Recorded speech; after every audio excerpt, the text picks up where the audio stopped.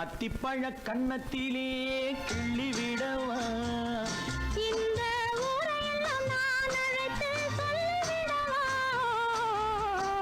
அத்திப்பழ கன்னத்திலே கிள்ளிவிடவா